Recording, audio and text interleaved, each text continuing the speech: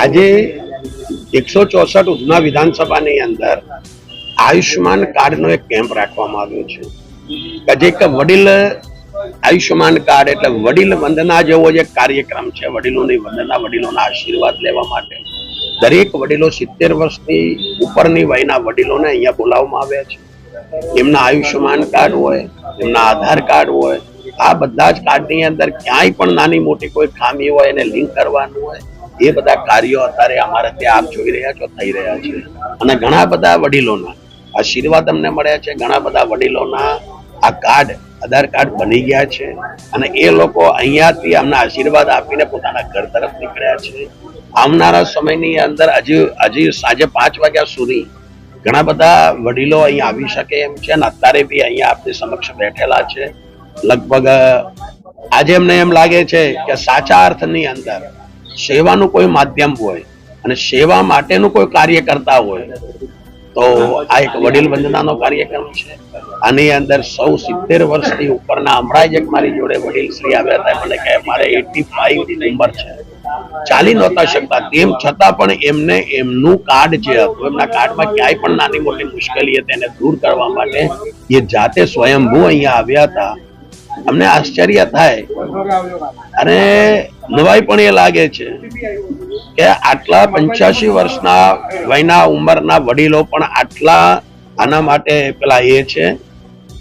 તો અમને એવું લાગે છે કે આની જરૂરિયાત ઉધના વિસ્તારમાં અને સુરતના સૌ વડીલોને આની છે.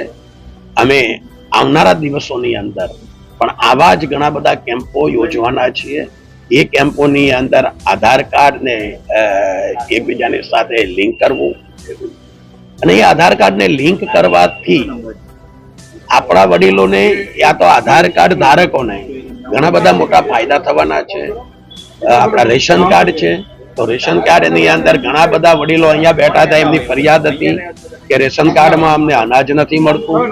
રેશન કાર્ડની અંદર અમારી બેસ્તાનની જે ઓફિસ છે ત્યાં આગળ અમે જઈએ છીએ તો ધક્કા ખાવા પડે છે અને આપણે એમને આશ્વસ્ત કર્યા છે કે આવનારા થોડાક દિવસોની અંદર અમે એક એવા કેમ્પનું આયોજન કરવાના છીએ.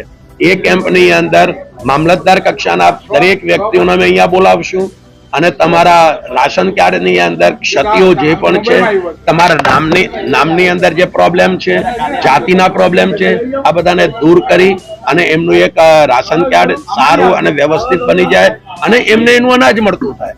આ દિશામાં સરકારના પ્રયાસો પહેલેથી રહ્યા છે અને સરકારના પ્રયાસોથી આપણી વડીલ વંદના અમને લેખે લાગશે, વડીલોના આશીર્વાદ મળશે. આપ જોઈ રહ્યા છો કે દિલ્હીની અંદર આપણી દેશની ગાદી ઉપર બેઠેલા આપણા વડાપ્રધાન શ્રી નરેન્દ્રભાઈ મોદી સાહેબ વડીલોની કેટલી કેર કરે છે, વડીલો માટે કેટલા ચિંતિત છે, એ આ અમારા પ્રોગ્રામમાં આપને દેખાઈ આવે છે. એટલે આપને આપના માધ્યમથી ઉધનાના સર્વ વડીલોને વિનંતી કરું, તમને ક્યાંય પણ નાની મોટી ક્યાંય પણ તકલીફ હોય તો તમે સીધો મારી ઓફિસનો કોન્ટેક્ટ કરજો. મારા કાર્યકર્તાઓ છે, મારા ત્યાં માણસો છે, મારો સ્ટાફ છે, આ બધા જ આપને મદદ કરશે. તમને ક્યાંય પણ એવું લાગે કે તમને મદદ નથી થતી, કે તમને બેસવું પડે છે, કે તમને તકલીફ પડે છે, ધક્કો ખાવાનું ન કરતા, ધક્કો ખાવાનો વારો આવે તમે સીધા મને ફોન કરજો. આપને ધક્કો ખાવા અમે નહીં દઈએ. તમારા કામ, તમારો સંતોષ એ જ અમારું કાર્ય છે.